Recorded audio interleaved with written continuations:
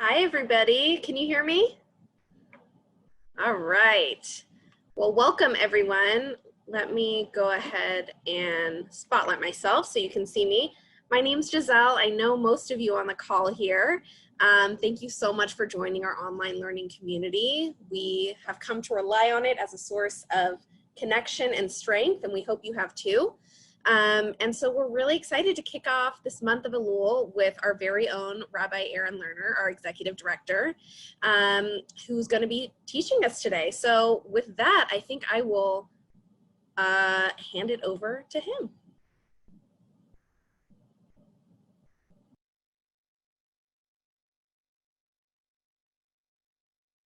Mute me. All right, I'm unmuted. Fantastic. Hi, everybody. It's so nice to see so many fun and familiar faces, former students, folks who have been involved with Hillel for a long time. Really, if I could, I just want to send you all a big hug safely over the internet, as it were. I'm going to give you a little preview of what we're going to do together today, and then we're going to do it. I know some folks would like to join a 6 o'clock call, so I'm going to try to keep us within those parameters, or at least finish the meat of what we're doing over that course. So the Maccabees, they give us a good introduction to where we're headed, right? We're headed towards Rosh Hashanah. We're in the month of Elul right now. And it's really a prep time. If you watch the video or not, now's the time that we're actually getting ready to go towards Rosh Hashanah so that we can be written into the proverbial book of good life. Whether theologically you believe that or not, that's how we're headed as humans right now.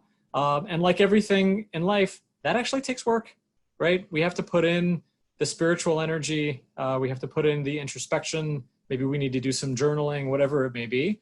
So that's going to be sort of what this session is about, as well as a history of the Yetzer Hara, but we'll get to that in just a minute. I wanted to, a lot of you asked for an update about what's happening on campus. So I'll give you just a brief summary. It sounds like UCLA is going to be almost entirely online for the fall quarter. The fall quarter doesn't actually start until October 1st. So what that means, here is that we're going to have about 5 or 6 weeks to be able to learn from other campuses. We're watching Hillels that are trying to do, some kind of programming within the health guidelines that they're being given by their county. Right now, obviously, California and Los Angeles in particular are pretty shut down. So we're following all of those rules. My expectation is that UCLA is actually going to be probably more stringent than California and that the county is going to be. So we're going to do our best to keep everybody safe through this time, at the same time as we are watching out for students. In particular, I'm concerned about folks' mental health. We started this back in March, and I'll tell you that even in the last few weeks, I've gotten some strange missives from students who, seem to have been holding it together in May and June, and now I'm doing mental health checks on. So part of our work is just going to be about checking in with them, and then part of our work is actually about doing great programming with them. We had about 6 to 8 weeks to be able to do great programming with them before the last quarter ended. We even found some new students, which was kind of interesting. I think that's probably going to be the biggest challenge. I think the people who have what I would call a robust Jewish resume are going to show up significantly for Hillel programming. And I think that the kinds of students who we would have found, let's say, at orientation or tabling for birthright, who come in and they're like, hey, my grandpa's Jewish. Like, well, what does that mean, right? I've got 3 out of 4 of my lineage is not, but I know that I can go on this thing called birthright, or I heard my friend, or my friend brought me over, to Hillel for Shabbat. Those kinds of students are going to be harder to reach, at least in the fall. So I am bullish on science. I hope that we are going to find either treatment or some kind of vaccine that's going to get us through this moment, and we'll be able to get back to whatever new normal is going to look like. But for the meantime, that is the plan. And over the course of the next, I also just want to mention, over the course of the next month, we're going to offer 5 of these sessions. So I'm doing the first 2. I'm going to do today and next Tuesday. They're all going to be at the same time. And then our beloved Rabbi Chaim Seidler-Feller is going to lead. Rabbi Alex, who's our Reform SJE here at Hillel, is going to lead. and Aryeh Kaplan is going to be able to lead as well. And that'll take us all the way through the season and the Jewish calendar that we are in, which really runs from where we're now at the beginning of Elul all the way through Sukkot when we close out with some rejoicing. So let's jump in.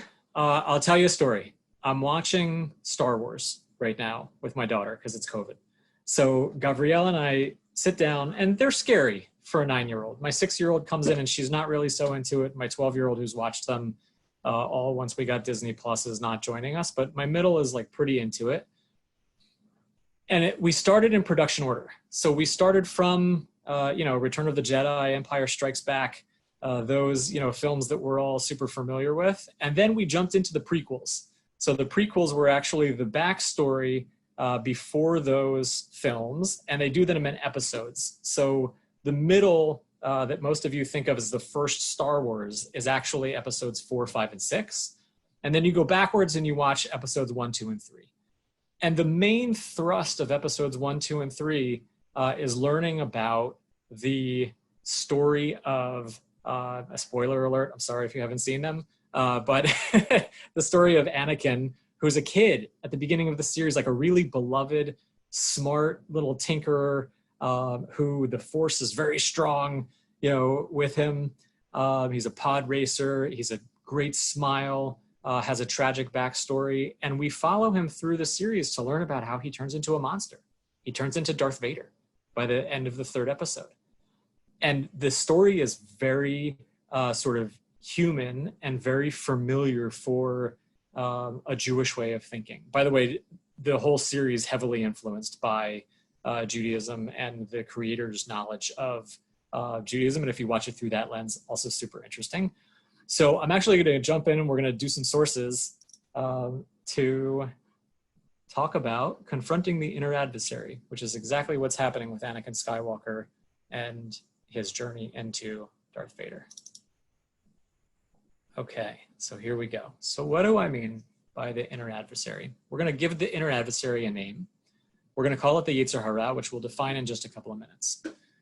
So the Vilna Gaon, Rabbi Eliyahu of Vilna, says as follows.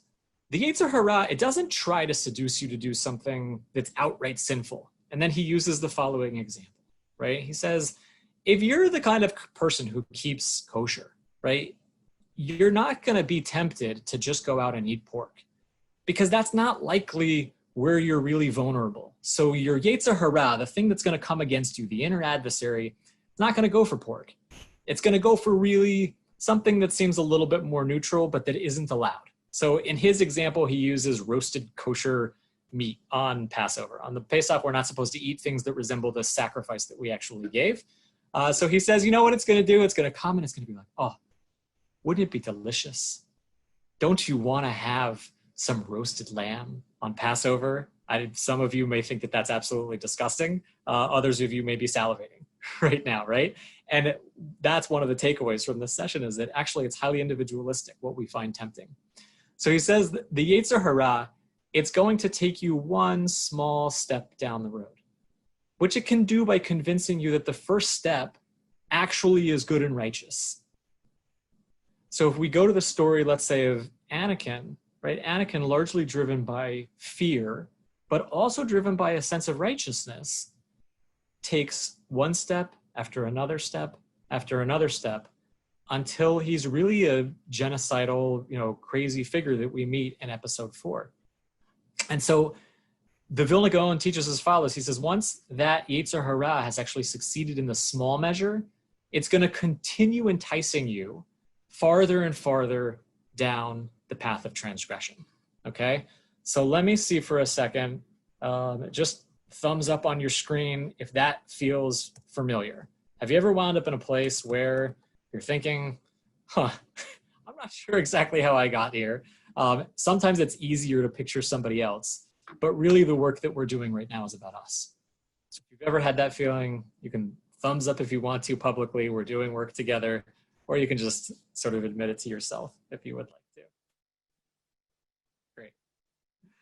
So what are we talking about when we're talking about the Yetzer Hara? Let's define terms, which I like to call the inner adversary. So Bereshit Rabbah, which is sort of extra canonical source material that is given to explain things that the rabbis look at the Torah and they say, what's going on there? Let's fill in the gap, right? Says as follows. God created both good and evil right at the very beginning. So Bereshit Rabbah, Bereshit being Genesis, goes right back to Genesis and says the following phrases mean this. Hine Tov, so I'm over here, right? When God's creating and God says Hine Tov, Ze Yetzer Tov. That's the good desire. That's the kind of thing that, we do altruistically, that we do to, be a good person in the world. And then as anybody who knows biblical Hebrew will know, we also learn that there's a Tov Ma'od that happens within the first chapter there as humans are being created. Hine Tov Ma'od. What does Tov Ma'od mean? It means very good, right? Ze Yetzer Hara. So already Bereshit Rabbah and the rabbis in kind of their subversive way are jumping in and they're saying, what's really good? The thing that we actually call bad, which should sort of give us a full stop pause at the very beginning and say, what's going on? So let's learn a little bit more about what's going on. First of all, as we're talking about creation, we have to address how we wind up the way that we actually are. And so the question is, are you born with certain characteristics? The rabbis think yes. Science certainly thinks yes. Most psychologists would say yes. So Maimonides jumps off in Hilchot Deot, which is sort of about knowledge, and says as follows. With regard to all character traits, a person has some from the beginning of conception in accordance with that person's nature. Whether we're talking about your DNA, we're talking about things that may have happened in utero, we now know can affect the person. Those have to do with your nature scientifically.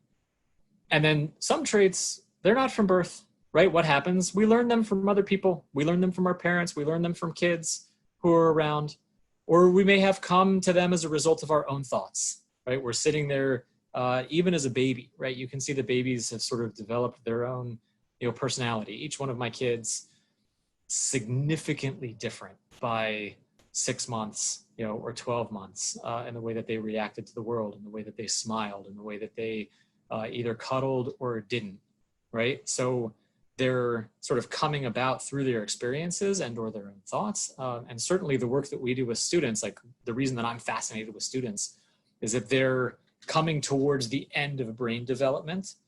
So from about 18 to 25, your brain actually finishes fully developing. And that's a really fascinating time because it's exactly the moment that we're going to talk about during this session, where your prefrontal cortex finally develops and you are able to use your higher thinking to tell the rest of your thinking what it should be doing. So pretty difficult before that. In fact, actually, one of the texts that I didn't bring here says that the Yetzer Hara has a 13-year advantage over the Yetzer Hatov, that the bad has an advantage over the good. Why? Because for 13 years, people are generally run by their Yetzer Hara. So until you're 13, you're just kind of out there, you're run by whatever your emotions may be telling you to do, or your desires, your inclinations, as it were. And it's not really until 13 that you develop this idea of a Yetzer Hatov, that you would develop an idea of like a higher consciousness that's able to dictate your other behaviors. So one has become very strong before we actually jump into the idea of having a prefrontal cortex that is developing and can actually help you control your behavior. So interesting. The Ramban continues, or maybe, right, it's because, one heard that this was actually a good thing. So when we're talking about parenting, we have the opportunity to mechanech our children in a particular direction, to train them or to educate them in a particular direction. And so, we get to train them in proper traits, as it were. And unfortunately, or fortunately, we're up against a lot of DNA in that, path as well. So I sometimes think about my kids and wonder, wow, who taught you that? Sometimes I can see them repeating exactly something that I would say. And it's really fascinating to have your own words come back to you. And sometimes I just look at them and I think to myself, how did we get here? Right? So my daughter at 2, she was early to talk, Lily, and something fell off the table. So, we had sort of let's say we had a glass that was sitting on the side of the table, and it fell off and it broke. And she probably knew 30 words at the time, but right on cue, she goes, "Oh, shit." And Rachel and I looked at each other and we said, wait a second, where'd she learn that? Right? Because we're not actually big, cussers in our house. So then we went and she didn't interact with that many people. So we said to the nanny, we said, has she been cussing? Which was really our way of trying to figure out if the nanny was, running around with the mouth of a sailor. And the nanny was so offended by the line of questioning, as it were. But she picked it up someplace. At that time, we lived on the streets of 122nd and Broadway, between Broadway and Amsterdam, while my wife was doing grad school. And she, was on the street every day. So who knows where she picked it up. Maybe she picked it up from us, but that's not one that I'm actually willing to take responsibility for. So at this point, I'm going to just pause for a second. I want to offer everybody the chat option. So if you look down at the bottom, and if you have any questions, comments, anything else that you would like to throw in, go ahead and throw them in. We found that unmuting people has been a little bit too chaotic in sessions, but I'm going to watch the chat for a second. And if you have any comments, questions, disagreements, I'm game.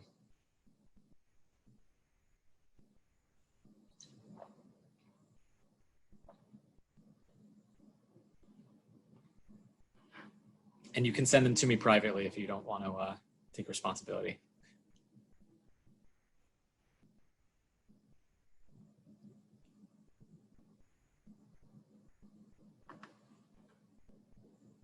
More Star Wars examples. Fair enough. I will do my best. So somebody said, I love the concept of, Giselle says, of a 13-year head start, right, of the Yetzer Hara, because it's strong. Lisa, can you clarify? What am I most worried about?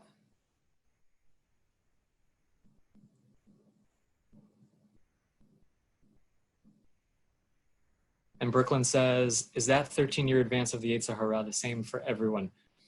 It depends how seriously you take rabbinical texts, right? I think that a lot of rabbinical texts are meant to be taken sort of tongue-in-cheek, or with some kind of instructive element to them without being, so serious. But the deeper that you get into, let's say, kind of more ultra-Orthodox groups, you might find that people really think that. Although at the far end of the most religious spectrum, I would say that the most religious folks are actually the ones who play with text the most, which is interesting that they feel sort of a freedom to be able to make the text say what they want to say. Okay, so then the question says, ooh, what keeps you up at night? I think the next 200 years of highly intelligent Homo sapiens and whether we can survive it keeps me up at night.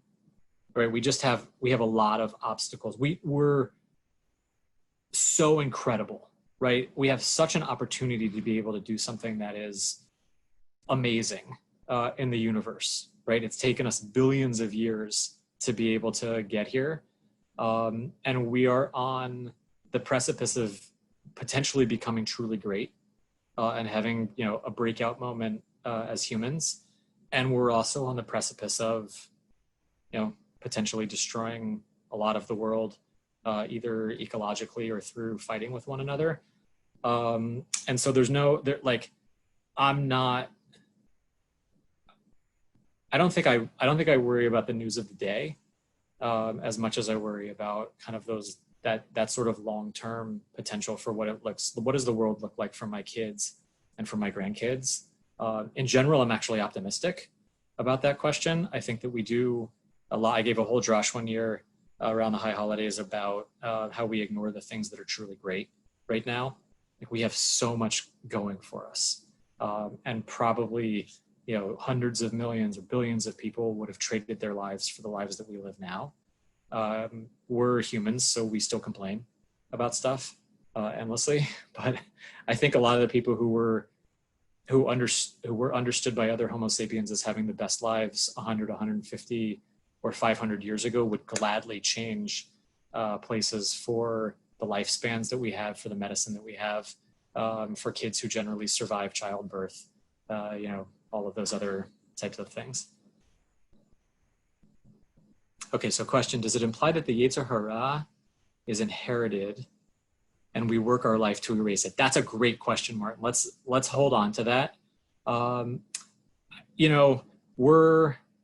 Judaism is generally skeptical about original sin using that terminology, but let's definitely hold on to that.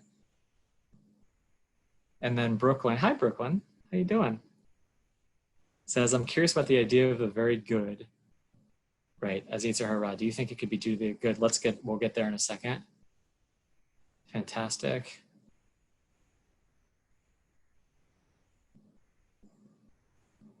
How far did we come? Not very far, and what are we left with today? Yeah, I mean, it does, I think that, I'm not sure who admin is, but I think that Judaism is actually somewhat optimistic about the direction of humanity. If you read the Bible or you read history, it's pretty brutal. And the kinds of things that people were doing, to one another, to animals, are really over the top. I think we're still doing many of those things to one another. Certainly, if you read the news, it can be not optimistic, but I actually generally think that Judaism is somewhat optimistic on the point, but we'll see. Okay, let's jump into some more text because I think they're going to address some of these questions. I'm going to go back to my share screen. Fantastic. Okay, so we've got nature and nurture. Put that down for a second. Awesome. Okay. Now, this is probably one of my favorite rabbinic texts. We once had the opportunity to kill off the Yetzer Hara, right? Because why not? Why not live in bliss? Why not live in, the Garden of Eden for all time? So they tell the following story. The sages decided, so the rabbis 2,000 years ago, that they were going to capture and imprison this Yetzer Hara. So they ordered a complete fast. All the people fasted, whereupon the Yetzer Hara had to surrender to them. So there's this idea in Judaism that if you could get all of the Jews to do something for 3 days, we could basically transform the world in a messianic kind of way. Okay, so then the Yetzer Hara comes around, and he says, they anthropomorphize this concept. Realize something. If you kill me, the world's done. What does the Yetzer Hara mean by that? So they hold this Yetzer Hara for 3 days, and then they try to see what happens to the world. And they see that in Israel, not an egg could be found, so the chickens aren't doing their business, and the houses weren't getting built, and businesses were going by the wayside, right? And so they actually see that instead of killing him, they blind the Yetzer Hara and they let him go. Okay, well, I can't get into so much about the blinding here, but it's sort of fascinating. They're willing to do damage to this maybe overly powerful kind of Yetzer Hara, but they look at the Yetzer Hara as a meaningful companion, right? To go back, Brooklyn, to what you were asking for. The question is, like, would people actually engage in business, or would they get married, or would they pursue their dreams if they didn't have a Yetzer Hara? And the rabbi's answer actually seems to be no. We would live in a less verdant, interesting world if people didn't have a Yetzer Hara. So I'm listening to a podcast right now with a woman who broke the Enron story about the collapse of the company. And she said that the difference between fraudsters and visionaries is that visionaries get away with it for longer, right? So the difference between a fraudster and a visionary is that the visionaries get away with it for long enough to actually make their visions come true. They get the capital to be able to push them over the line, but they're all liars, right? They're all stretching the truth. They're all creating a vision that they want other people to buy into so that they can invent, the greatest things that are out there. Or she goes to, I think it's the Theranos story, right? Where she has this blood test machine, and there's this, scathing documentary and a book and all of that stuff. And she said, you know what, maybe with another $1 billion, they could have made that idea, work. And it was fraud, right? Downright fraud, until they actually got caught doing it. She says you're a fraudster if you get caught before your idea actually, escapes. So really, really fascinating, and tied into this idea of needing a Yetzer Hara, needing that drive and that push to be able to, thrive as humanity. So here's the concept. All of these stories that we've just presented, they're pointing to the inner drives that arise from our lower selves. So in Musar, and I'm going to show you my book plug for the day. So I'm going to suggest that everybody grab a copy of Everyday Holiness, and I'm happy to send out this source sheet to everybody afterwards so that you can actually take a look and go out and buy a copy. He defines essentially what's happening with the Jewish soul. And the Jewish soul has a lower self and a higher nature. So what's happening is our lower selves are driving us with, all of the sort of base things that we're thinking about in life. And our higher nature takes those drives and refines them, or allows us to actually put them into our control. But if you want to go to war with the Yetzer Hara, which is often found in the lower self, it's going to do everything in its power to subvert the higher self and to influence you to indulge your desires. And we'll get back to that in a minute. So hence the goal is not to destroy the Yetzer Hara, right, as the rabbis had thought about originally, but rather to channel it, to control it and apply it for good. So let's take a look at some of the methodology that's available to help us do that. Now, Alan Marinis, who wrote the book, is all about what he calls a spiritual curriculum. So he thinks that our souls came into existence so that they could continue to be refined. It's possible that actually the soul existed in some other form previously.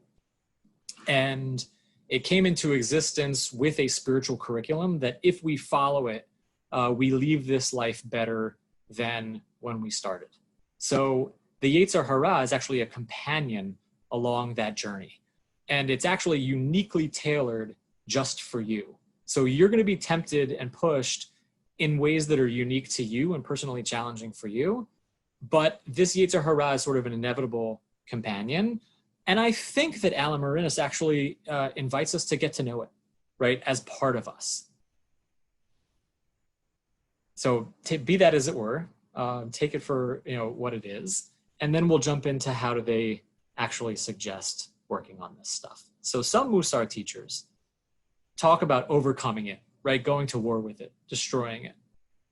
Other Musar teachers, and Musar being the Jewish spiritual path, let's call it, to actually talk about befriending it, get to know it, redirect its energy, right? Sometimes when people talk to me about, let's say, Israel on campus stuff, they present it as, a war of tanks in which people are shooting each other in a ground war and everybody's really getting hurt, or two, heavyweight fighters who are out there with their gloves. At the end of 10 rounds, both of those fighters really get beat up. That's not actually how you want to go, right? You want to actually do some kind of like jujitsu where you're redirecting the energy of your opponent so that they're running towards you. You just stick your leg out and you trip it and it goes in, a different direction, or you even use its energy potentially, productively. Right? So that's this idea of redirecting. So instead of talking about taming, we can talk about making it play, according to our higher selves. So I'm going to jump in for a second and look at some of the comments. Oh, Giselle, okay, you posted. Okay, awesome. Anybody want to jump in with a quick comment? So I can't read the comments while I'm screen sharing, just for what it's worth. Oh, hi, Gil. It's wonderful to see you.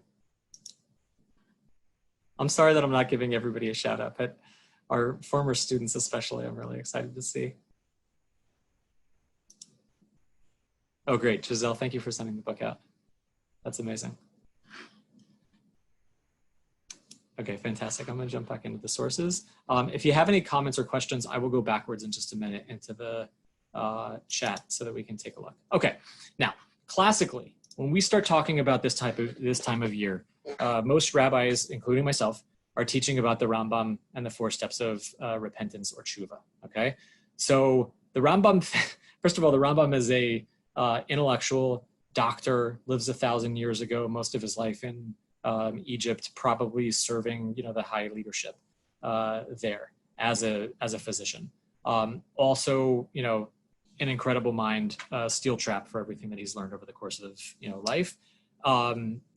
If you know those kinds of people, you know that they also may not necessarily relate to the way that everybody else, that the rest of us, live and learn. So for the Rambam, it's actually pretty simple. All right. The Rambam says as follows: you can achieve tshuva. So we've thought about the things that we want to work on in this moment.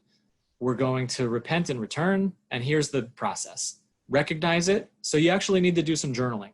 Somebody asked before, like, what would be a great, journaling process? I'm going to encourage you when we get off of this call to actually take like 2 minutes to reflect on something that you want to work on, but let's wait for a minute to get there.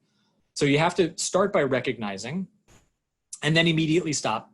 So you have to discontinue this, whatever this improper action that you're doing. And the Rambam is not afraid of addressing the kinds of improper actions that people can get into.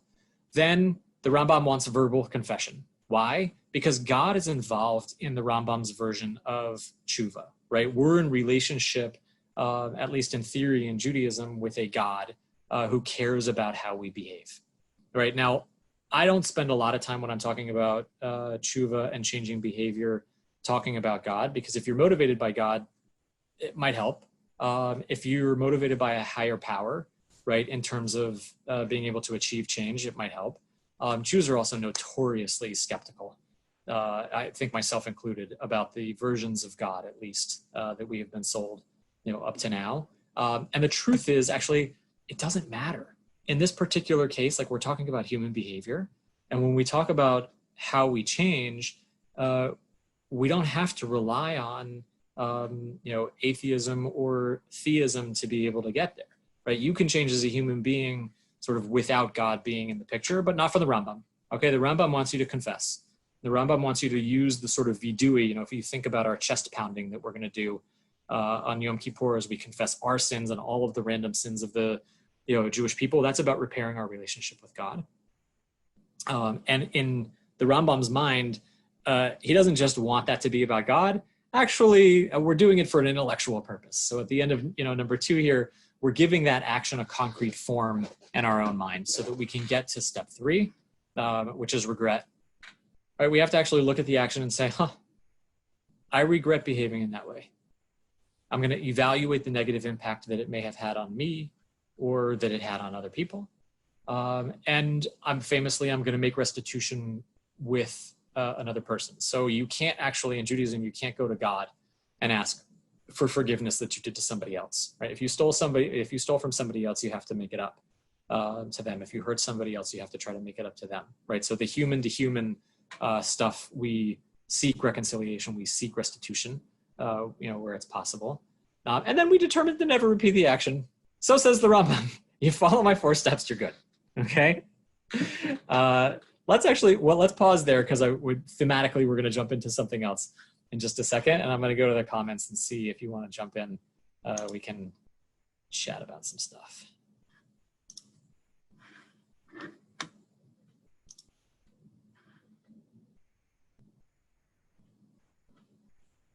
Okay.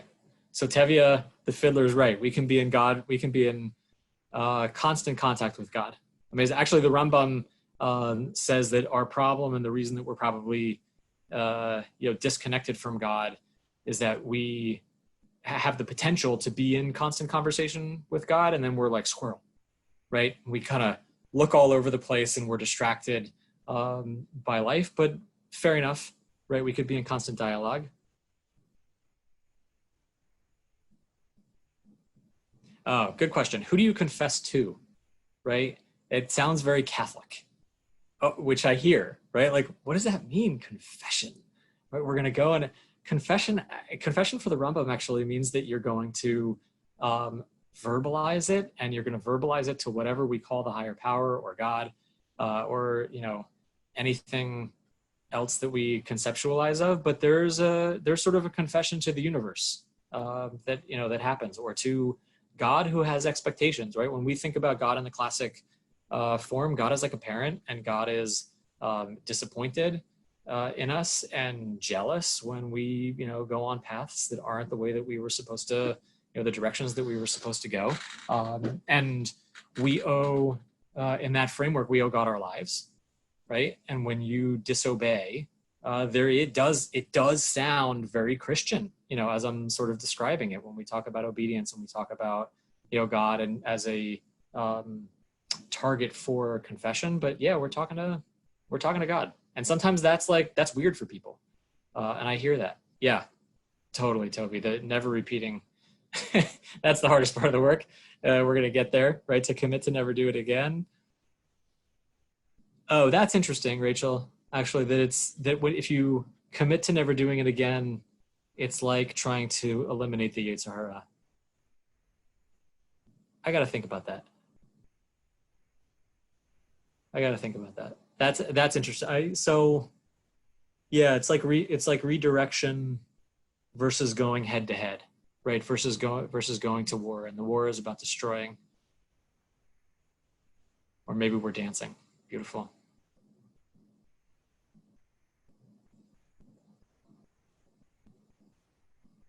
Thank you, Brooklyn. These comments are amazing. Thank you.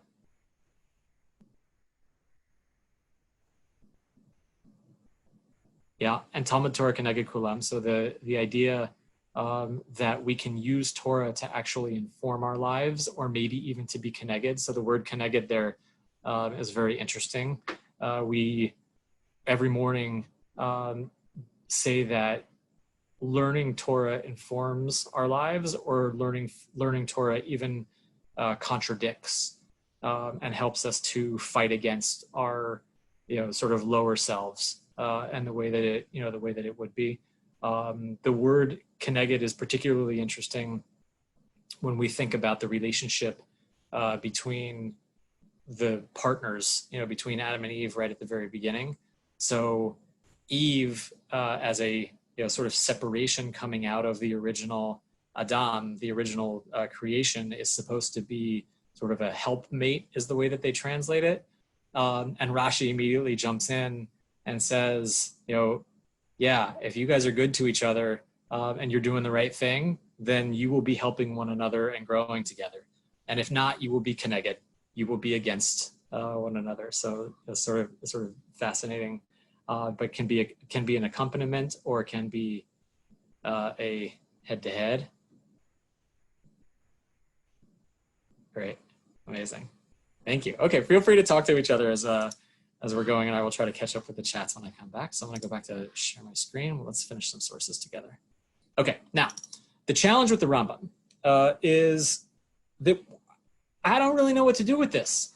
Like, I start stuff all the time where I'm like, okay, I'm not doing that anymore. You know, famously, like, a lot of my staff knows that I went to the doctor a few years ago. He took my blood. He goes, "You're pre-diabetic." I said, "What?" I know. And he looked at me, and he also said, "What's going on?" He said, "How much sugar do you eat?" And I said, "Oh, I only eat sugar," right? Like, if I don't drink any of that, you know, diet stuff, that's going to give you cancer. And he said, "Oh, okay, tell me more. So when do you eat the sugar?" And I said, "Well, you know, bowl of ice cream before bed, right? Because I run 3 or 4 miles in the morning. So, you know, doesn't seem to be a problem." So he looks at me, he's like, "Okay, so you can't do that. Like, let's tone it down." And I went on a tear to, like, really sort of change and adjust, you know, what I was doing. And it was pretty hardcore for a while. And then I could, like, if we were graphing it, right? So if hardcore is over here, kind of starts to go down a little bit. And most of us, you know, can attest to that sense of, you know, attrition and loss of motivation. That said, right, I think that the reason that I was able to get out of the category after doing some work is that I actually changed some of my habits. So we changed what we actually have in the house, and I became conscious of doing something. So let's take a look at habits, because I actually think that they are a more powerful modality for change than if you are just sort of trying to jump in with your willpower to number 4, just determine that you're not going to do anything. We need a little bit of help. So it could be that we're expanding on category number 4, right? I'm okay with that. I'm not against the Rambam's definition, but I wish he would have told me more. Okay, so let's look at one of his letters where he actually does tell us more. So he says a person's character depends on their habits. Okay, if you integrate those habits as part of your being a person, then your character and what people know about you is going to be demonstrated. And if your habits are not particularly good, then that's going to be demonstrated as well. So there he's talking about character. He's not talking necessarily about prediabetes or a million other things that we decide around January 1st to try to fix. In this case, right, Rosh Hashanah as the new year is not January 1st. It's not sort of a kind of light time where we come up with resolutions that may or may not be superficial. These are decidedly not superficial resolutions, at least in my mind. We're talking about character around Rosh Hashanah. We're talking about the way that we behave in the eyes of God and other people around this time. So let's jump into the Mishna Tour. We're still in the Rambam. Okay. Now I'm not going to read the whole section. Okay, but as you read the Rambam, the Mishna Torah up here, if you can see what I'm highlighting there, basically the Rambam knows everything. And so the Rambam says, getting to the point where everything is really hard because a lot of these texts are almost impossible to read. So I'm just going to tell you what you need to know. Okay, so the Mishna Torah in a number of volumes sort of tells you what you need to know about Judaism. In the section about human dispositions, as it were, the Rambam jumps into basically all of the desires that drive the way that we are in the world and the way that we maintain our health, our body, our mind. Okay, so the Rambam says if you want to develop a healthy body in a sound condition, then you need to create habits. You have to be accustomed to do particular types of things. And then honestly, for like paragraphs and paragraphs, because I think in this case, because the Rambam is a doctor, just goes on and on and on with like what probably are pretty good, healthy advice, especially for the 11th century. And we could update those now with our understanding, although interesting that like our understanding today in the 21st century may not be better than 1,000 years ago. So he says, okay, here's the you just got to put the rules into place. All right, here's the habits that you need to develop. Don't partake of food when you're not hungry. Okay, you should go to the bathroom as soon as you know that you have to go to the bathroom. Don't sit there. Don't eat to being all the way full. You could get GERD. Okay. Don't drink water during the meal. Save maybe a little. You can have some wine along with your meal. Nice. Don't eat without warming up the body first. So go for a walk. Do some labor. Get some other form of exercise. The Rambam continues. I think this is paragraphs later already. Exercise the body and tire it out every day. You should do that in the morning. Actually, he's right about that. Theoretically, you're supposed to exercise in the morning so that you're tired at night, or at least 3 to 4 hours before you go to bed, and sleep 8 hours. Okay, so the basics of diet, sleep, and exercise that we need to be able to live a happy and healthy life, the Rambam seems to understand. And not only does the Rambam understand, but the Rambam is actually enumerating into the kinds of things that we are supposed to accustom ourselves to do. Okay, so that's 1,000 years ago already. In the Jewish wisdom tradition, we understand something that today the people who are thinking intentionally, the people who are thinking scientifically about change are writing really great literature in which they're actually studying the ways that people behave. Okay, so one of my favorite authors on this subject is Dr. Fogg, who writes a book called Tiny Habits. Okay, you can Google it and get the summary if you want. You can buy the book. Also, highly recommended, or find him on podcasts. That happens to be how I found him in the first place. So Dr. Fogg says as follows: habits are not created out of motivation, right? Motivation, this idea that I am going to decide, and number 4, that I'm just never going to do it again, actually, it doesn't work so well, right? Motivation is always temporary.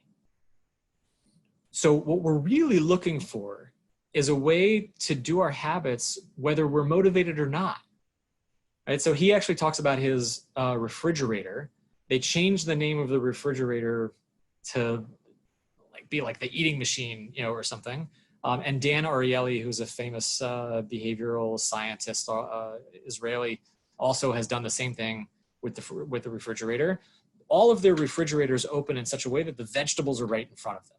Okay, that the fruits or vegetables or whatever they've determined is good for their diet is sitting right in front of them, which is not the way our refrigerators actually work. What happens? We put the crisper down at the bottom. We throw our stuff in there. So to get to the vegetables, you have to open the door. You have to bypass the tempting stuff that's sitting right in front of you. You have to go down into the crisper. You got to open the drawer. So now you've got like 3 or 4 steps. They say, don't do that, right? If you can, try to prepare stuff that's sort of ready to eat, have it right in front of you. When you open the refrigerator, boom, you're offered a healthy option, okay? So they're sort of hacking habits. And the book has 100 interesting examples about this. Now, to make the habit stick, you have to start small.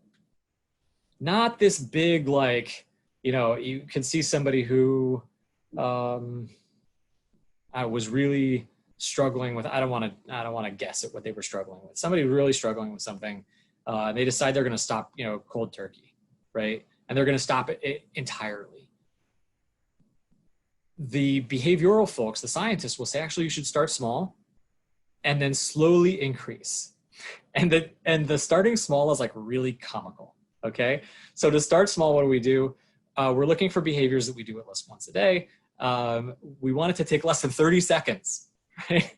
So the idea that like you're going to go from couch to marathon or couch to 5K or, that type of stuff, right? Don't start there with that kind of like grandiose sort of goal. Let's do something for 30 seconds and let's have it require almost no effort, right? Very, very little effort. So what are some of the examples that they give? Well, they think that you need a cue, a routine, and a reward, okay? So here's some examples down here. All right, after I brush my teeth, I will floss one tooth, which sounds absurd, right? It should say, and if I were talking to my kids, I would say, after I brush my teeth, floss your teeth, right? Floss all of them. Because that's the kind of like motivational or willpower or just do it type of attitude that a lot of us come to when we're either doing supervision or we're doing parenting, and maybe there's something that's easy for us that's not necessarily easy for somebody else, right? So say the scientist, you know what? Just floss one tooth, right? That'll be good enough. So you have the cue, right? What's the cue? After I brush my teeth, I'm going to get into the routine of flossing one tooth, and then I'm going to give myself a reward. Now the reward PS should be small, okay? So the reward could be like a little pat on the back, or maybe you smile at yourself in the mirror, or a million other different types of things. Probably the reward for brushing your teeth and flossing shouldn't be a Hershey's Kiss, because then you've sort of undone your work, as it were, right? But that tiny, since a tiny habit is tiny, the reward will be tiny as well. Or I know that every morning I pour my coffee, I want to be in better touch with my mom. So a lot of us think around, New Year's, I want to be in better touch with my mom. I'm going to call and I'm going to have like a good conversation with her, all the time, every day, once a week, whatever it may be. He says that doesn't actually work so well, right? Pour your coffee, send a text to your mom, tell her you love her, move on with your day. Give yourself a little, pat on the back. Maybe put some sugar into your, morning coffee. So very fascinating. Okay. When we send out the thing, I'll send the blog as well. And also the behavior wizard. So the behavior wizard is a really cool, sort of thing that you can go through. You can decide something this season that you're interested in actually working on. And then you just go through the prompts. Okay. So the first one is, I want to stop doing this thing, or I want to start doing this thing. And it's interesting that what they're doing is they're saying here, not that I want to, necessarily stop it entirely. I also have the option just to decrease it. Okay. Let me try not to go cold turkey on something, because that's really hard. Maybe just focus on decrease. Or I want to start something, or maybe I want to increase, right? Depending on what it may be. So we'll send that link out to everybody as well. So at this point, if you look at the GIF that's in front of you, and you think to yourself for a second, if you're comfortable, either close your eyes or just, take something. Is there something that's nagging right now? Is there something that you're thinking about? And it doesn't have to be big, right? It can be small. Something that you're thinking about that you want to work on as we approach Rosh Hashanah. And you have enough time, by the way. You've got like 3 weeks, 4 weeks to be able to actually create this as a habit. Is there something that you're willing to go and actually go through a process to try to figure out how to make maybe one tiny habit, right? Develop a cue, make it part of your routine, and then give yourself a little reward about it. If there is, find a little scrap of paper or put it in your calendar or a to-do list or something else, but go ahead and write it down now. I'm going to give everybody a second.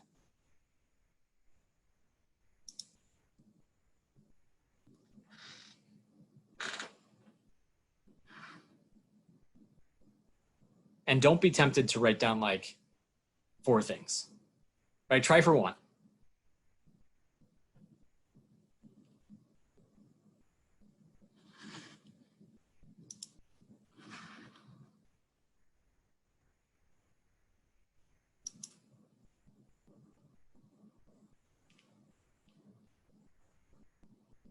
Okay, now, if you're willing to share, oh, thank you for the recommendations. I'm just looking back through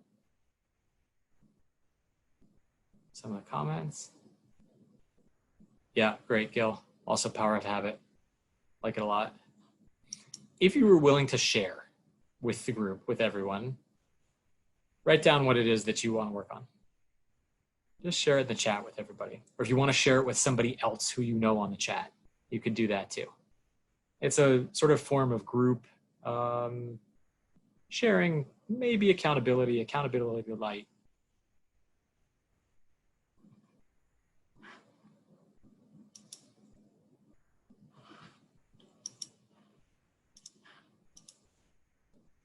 I'll start and just say,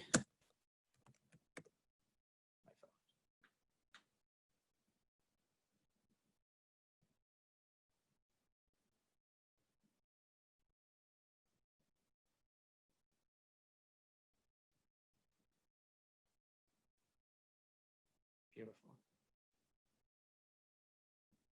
Yeah, you need a prompt, right? So as you're thinking about these things that you're sharing, think about what the prompt would be.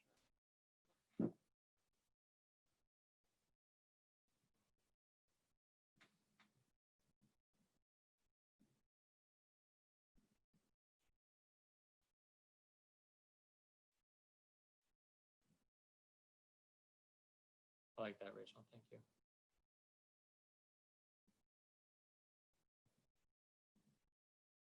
And actually, I think with that in mind, this idea of being a little bit more gentle, we'll jump into our last sources. Yeah, doom scrolling. Oh, man. All right. So you can go to the wizard. You can try to figure out how to actually do it. And we can end with a little bit of grace, mercy, gentleness for ourselves. So says Abraham Joshua Heschel, should we despair of our being unable to attain perfect purity? We should, if perfection were our goal. However, we're not obliged to be perfect once and for all, but only to rise again and again beyond the level of the self. And in classic Heschel, he taught everything that we've talked about for an hour in 3 lines, right? The expectation of being a human being is not to be perfect. We embrace the Yetzer Hara along with the Yetzer HaTov. In fact, we actually consider it a meaningful companion in our lives. We're not obliged to be perfect. In fact, maybe the best way of being able to go through all of this stuff is by doing small incremental things. And just like the Ramban, how do we do that? We're going to rise again and again beyond the level of the self. And I think in this case, he probably is talking about the lower self that we started with and using the higher self to actually help us get there. So with all of that in mind, I'll end with a little story. I wrote my phone into the chat. I took my 2 youngest daughters camping, and my phone didn't work in the campsite. And my daughter said to me, I wish that's the way it always was. And I just heard her, right? I didn't hear it with like a lot of, judgment or intensity. Like I just took the time to like kind of hear the words. And then she says, I like you better when you don't have your phone. And that hurt. I took that a little bit more, a little bit more heavily, as it were. So it was Elul. It actually was Rosh Chodesh Elul. And I said to myself, you know what? I'm gonna try. And I can't eliminate the phone entirely from my life, right? There's like these articles, Google an article about people who have tried to give up their smartphones, like maybe, right? But that's marathon.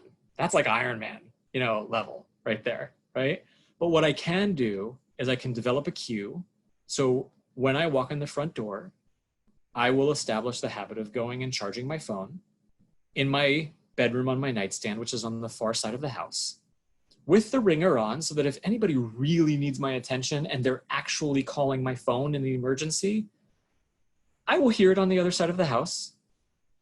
And then after I do that, I'm going to give myself a little pat on the back, or maybe a little fist bump. I'm going to say, hey, you did it. Right? And that's my very simple work for Elul. I've done Elul in like the hardcore, way. I've been in yeshiva and tried to like fix my whole self, fix the deepest character traits and, things that are wrong with me. It hasn't really worked. So I want to just share with you that blessing, that you can think about the one thing, approach it with kindness and gentleness towards yourself, and love yourself along the way. Give yourself a reward. Maybe join us next Tuesday for a session that's going to look entirely different, or join us throughout the sessions. But with that, I want to end where we started, which was by sending you a big virtual hug. If your camera is on, just extend your arms for a second. We'll give a loving hug to the community. I really miss you. Our High Holy Days are going to be great nonetheless. Thanks, Rich. And it was really great to see you all. We'll see you next week, everybody. Thank you so much for joining.